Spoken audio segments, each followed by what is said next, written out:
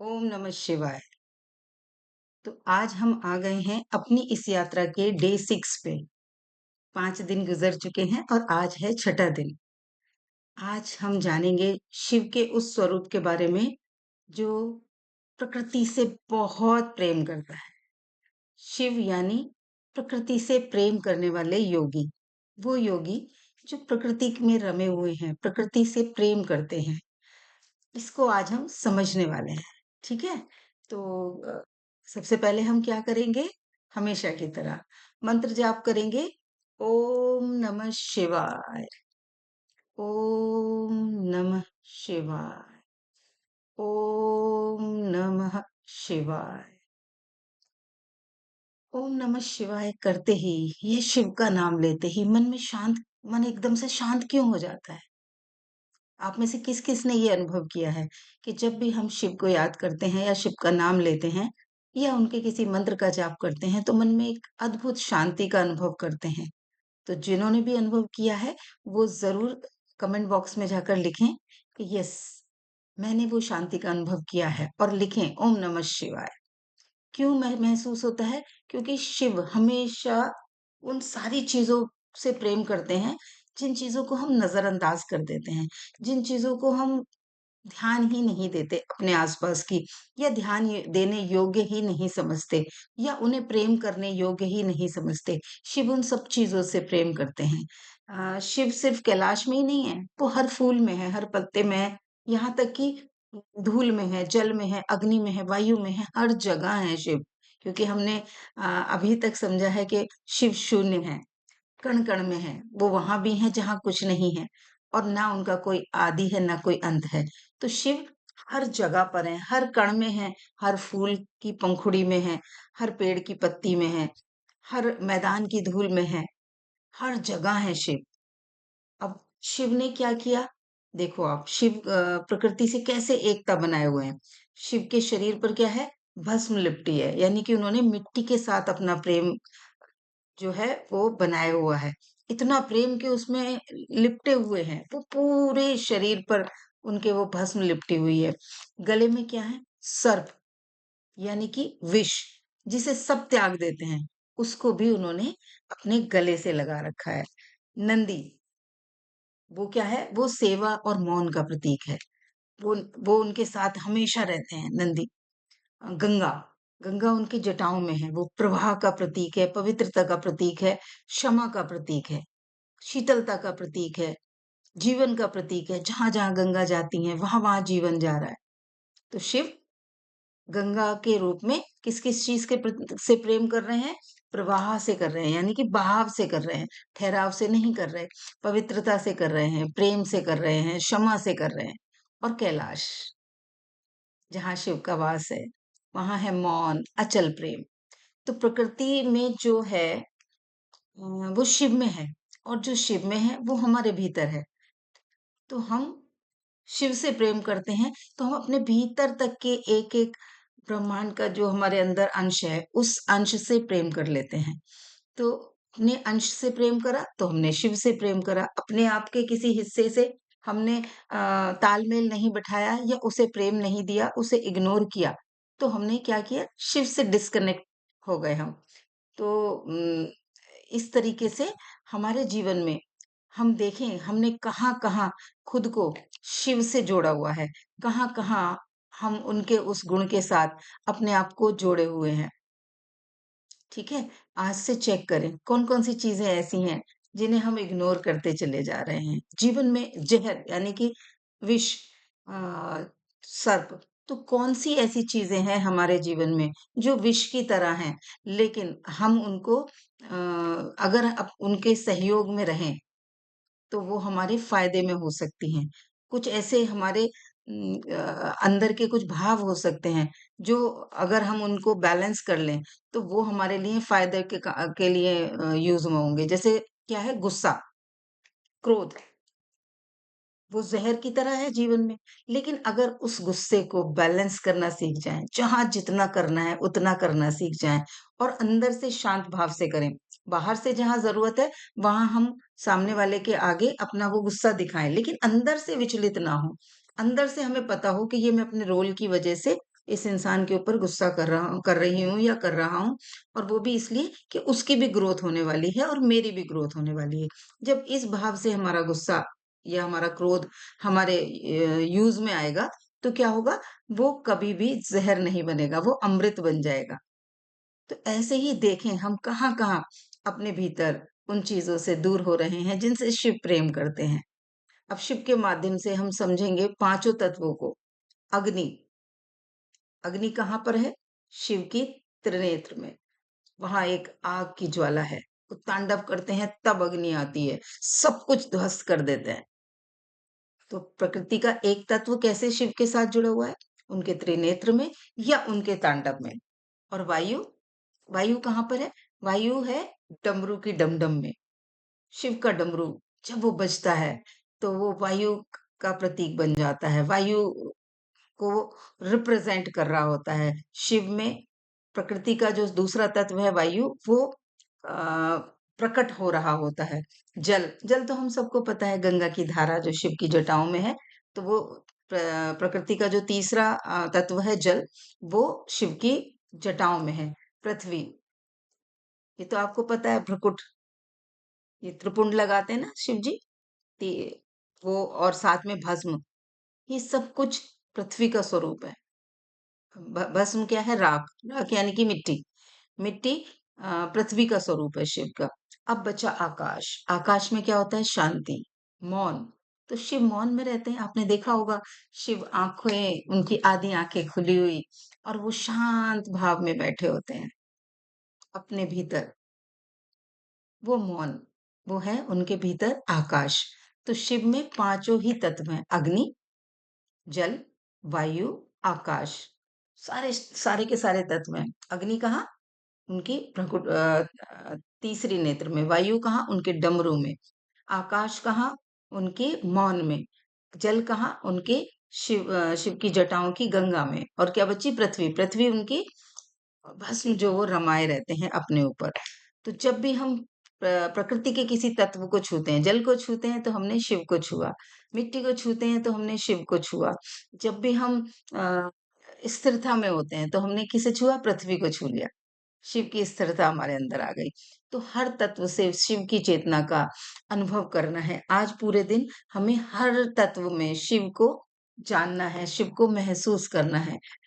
जो हमें निर्जीव लगता है ना, शिव तो उनसे भी प्रेम करते हैं। उनके गले में नाग है। हमारे लिए तो वो एक जहरीला प्राणी है, लेकिन शिव ने उसे गले में अपने पहना हुआ है। वृक्षों में रुद्राक्ष, उनके अक्षु गिरे तो रुद्राक्ष बना, है ना? वृक्ष जो बने, वृक्ष अगर हम देखें तो वृक्ष के रूप में क्या है? उनकी आंख से गिरे अश्रु, उससे रुद्राक्ष बन गया। चंद्रमा को उन्होंने अपने मस्तक पे बिराजा हुआ है। भस्म तो है ही, जो उन्होंने अपने, भस्म किस चीज का प्रतीक है? वो भस्म भी किसकी होती है? जहाँ जो चिता की अग्नि की भस्म होती है, यानी कि मृत्यु से, मृत्यु मृत्यु से जिससे हम लोग डरते हैं, उसको भी उन्होंने अपने शरीर पे लपेटा हुआ है, मृत्यु के प्रतीक को भस्म के रूप में। तो जिन जिन चीजों से हम बचते हैं, उन सभी चीजों को ईश्वर ने, शिव ने अपने साथ समेटा हुआ है। तो हमें आज अगर हम शिव से कुछ सीखना चाहते हैं, तो हम क्या सीख रहे हैं? कि हर उस चीज से प्रेम करो, हर चीज से प्रेम करो। कोई भी चीज है आपके आसपास, उसे सम्मान के साथ देखो, क्योंकि वो ईश्वर की रचना है, क्योंकि उसमें भी शिव हैं, वो उन्होंने ही बनाया है। तो चाहे वो धूल है, चाहे फूल है, चाहे पत्तियां हैं, चाहे जीव हैं, चाहे कोई दूसरा प्राणी है, सभी से प्रेम करना है। ठीक है? तो हमें इस तरीके से अपने जीवन में शिव को महसूस करना है। अब हम क्या करेंगे? अब हम ध्यान करेंगे, जो हम हर दिन करते हैं। तो चलिए, आंखों को करेंगे कोमलता से बंद और सहज भाव में बैठ जाएंगे। ध्यान देंगे अपनी सांसों की ओर, कैसे ये सांसें स्वचलित चल रही हैं। हर भीतर जाती हुई सांस हमारे अंदर न सिर्फ ऑक्सीजन लेकर जा रही है, बल्कि जीवन लेकर जा रही है, वायु लेकर जा रही है, शिव को लेकर जा रही है। और हर बाहर आती सांस हमारे भीतर से सारे दुख, दर्द, चिंता, परेशानियां, इरिटेशन, चिड़चिड़ाहट, झुंझलाहट सब बाहर लेकर जा रही है। अब कल्पना करें कि आप एक शांत जंगल की ओर जा रहे हैं। उस जंगल में पत्तों की सरसराहट को महसूस करें। घने वृक्षों की छाया है और पास बहती हुई एक नदी की कलकल धारा, उसकी आवाज आपके कानों की ओर आ रही है। महसूस करें बंद आंखों से आसपास चहचहाते पक्षियों को,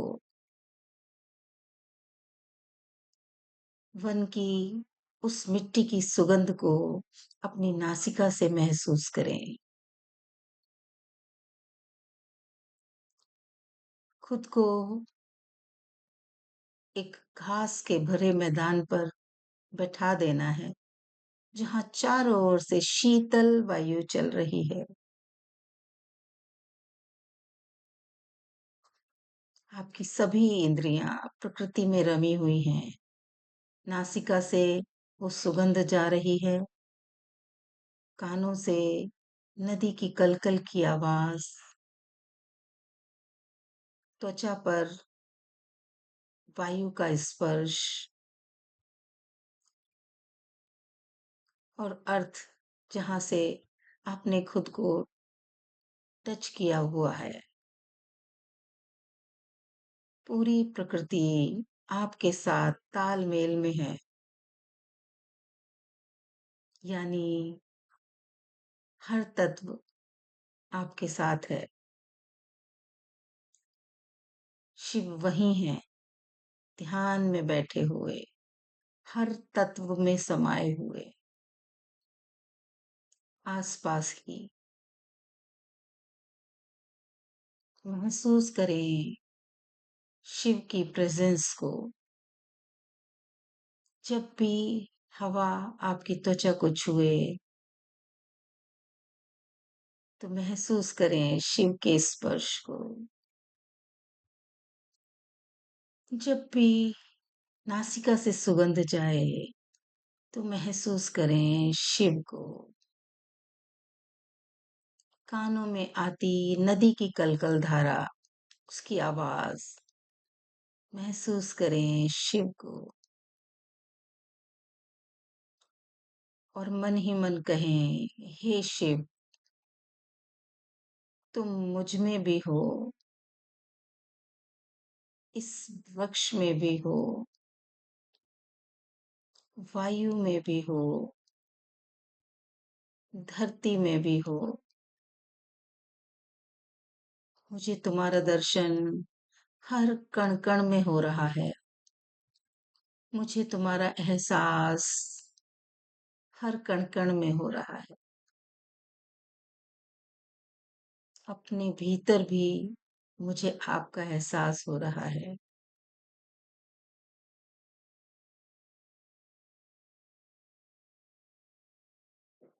हे शिव, अपने इस एहसास को मेरे भीतर सदैव बनाए रखिएगा। और करेंगे बंद आंखों से ही मंत्र जाप। ओम भूतेश्वराय नमः। ओम नमः शिवाय। ओम भूतेश्वराय नमः। ओम नमः शिवाय। ओम भूतेश्वराय नमः।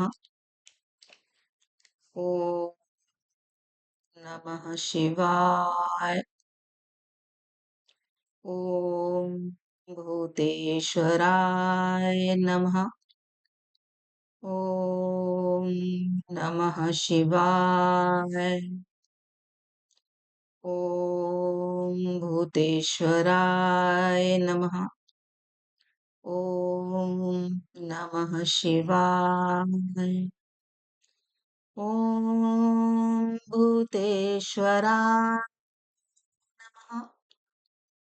ॐ ॐ नमः शिवाय। ॐ भूतेश्वराय नमः। ॐ नमः शिवाय।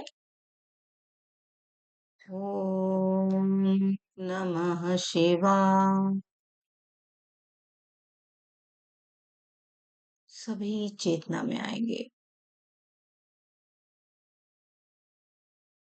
शिव के इस संदेश से आज कुछ संकल्प लेंगे कि जब जब हम इस प्रकृति के साथ होते हैं या उस तब हम शिव के साथ होते हैं, और जब हम इस प्रकृति से अलग होते हैं तो हम शिव से अलग होते हैं। जब हम प्रकृति से प्रेम करते हैं तब ये प्रकृति शिव बन जाती है, और जब हम प्रकृति के साथ एकाकार हो जाते हैं तो हम स्वयं शिव बन जाते हैं। आज इस भाव में रहना है पूरे दिन कि जब जब हम प्रकृति से अलग होंगे हम शिव से अलग हो जाएंगे, और जब जब हम प्रकृति से प्रेम करेंगे तब तक प्रकृति ही शिव बन जाएगी, और जब हम प्रकृति के साथ एक हो जाएंगे तो हम शिव हो जाएंगे। आज इस भाव में रहना है पूरे दिन।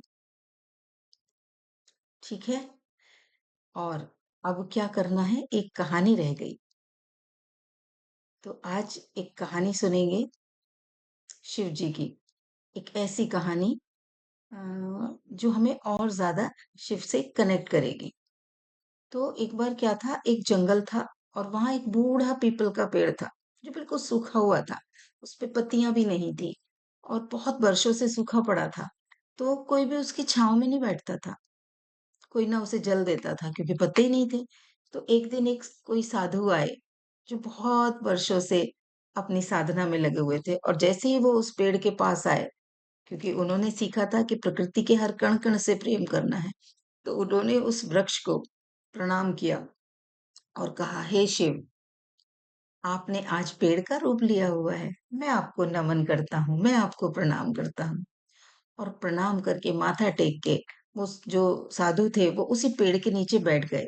वहीं बैठकर जप करने लगे, भजन गाने लगे, बहुत प्रेम से। जैसे लोग वहां से निकलते थे तो क्योंकि वहां पत्ते नहीं थे, छाया नहीं थी, लोग उसको तिरस्कृत करके चले जाते थे कि ये तो किसी काम का नहीं है, ना पत्ते हैं ना छाया है, हवा भी नहीं आ रही इसके नीचे क्योंकि पत्ते नहीं है। लेकिन वो साधक उस वृक्ष के नीचे बैठे, वहां जाप किया, भजन गाए और बड़े प्रेम पूर्वक प्रणाम करके बैठे ही थे शिव के रूप को।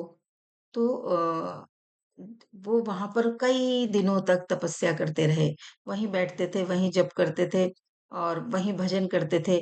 और धीरे धीरे कुछ लोग भी वहां आने लगे क्योंकि साधु बाबा वहां बैठकर भजन गा रहे हैं, वहां मंत्र जाप कर रहे हैं, तो वहां एक सकारात्मक ऊर्जा इकट्ठी हो रही है। लोग भी वहां से कुछ पाने की लालसा में आने लगे और धीरे धीरे वहां भीड़ बढ़ने लगी। कुछ लोग वहां जल लेकर आने लगे, और धीरे धीरे कुछ दिनों के बाद उस वृक्ष में से कुछ पत्तियां निकल आईं। वो पत्तियां वापस से प्रकृति की प्रेजेंस को दिखाने लगी।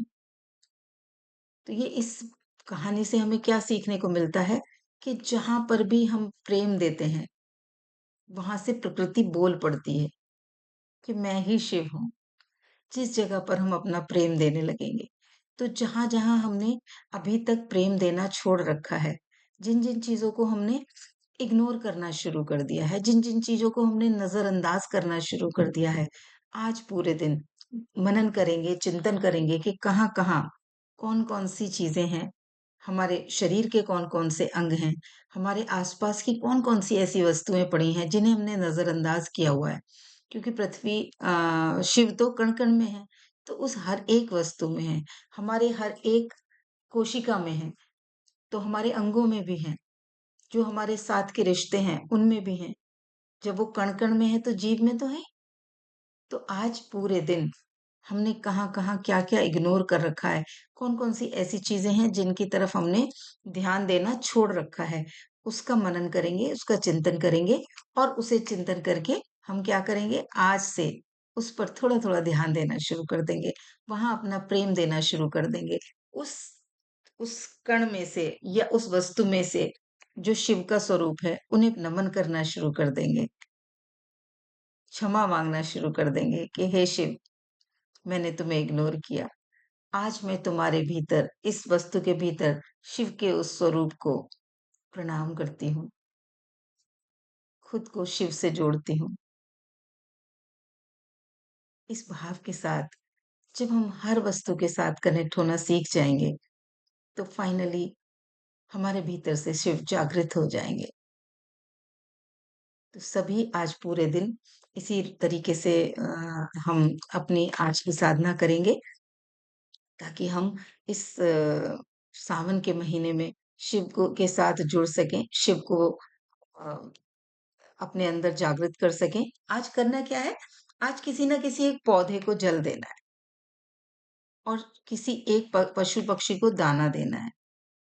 और क्या करना है कि मिट्टी को छूना है। कहीं पार्क में चले जाओ या घर में भी किसी गमले में कोई मिट्टी है या किसी के घर में लॉन है, उस मिट्टी को छूना है और कहना है, हे शिव, मुझे इस प्रकृति से जोड़ दो। हे शिव, मुझे खुद से जोड़ लो। हे शिव, मुझे प्रकृति से जोड़ दो। हे शिव, मुझे खुद से जोड़ लो। पौधे को जल देते वक्त भी, किसी पशु पक्षी को दाना देते वक्त भी, और उस मिट्टी को छूते वक्त भी वही प्रार्थना मन में करना है। हे शिव, मुझे इस प्रकृति से जोड़ दो। हे शिव, मुझे खुद से जोड़ दो। हे शिव, मुझे अपने प्रेम से भर दो। इसी के साथ मैं आज की यात्रा का, इस साधना का सेशन यहीं समाप्त करती हूँ। आप में से जिन लोगों को भी ये वीडियो अच्छा लगा हो, मेरे चैनल को ज़रूर सब्सक्राइब करिएगा। इस वीडियो को लाइक करिए, कमेंट करिए और शिव भक्तों के साथ शेयर करिए, ताकि इस यात्रा में और ज़्यादा यात्री बढ़ते चले जाएँ और हम निरंतर एक संघ की तरह आगे बढ़ते चले जाएँ। तो सभी को मेरी तरफ से ओम नमः शिवाय, ओम नमः शिवाय, ओम नमः शिवाय। इसी कामना के साथ कि शिव हमें खुद से जोड़ रहे हैं। हम सब शिव के सानिध्य में हैं। ओम नमः शिवाय।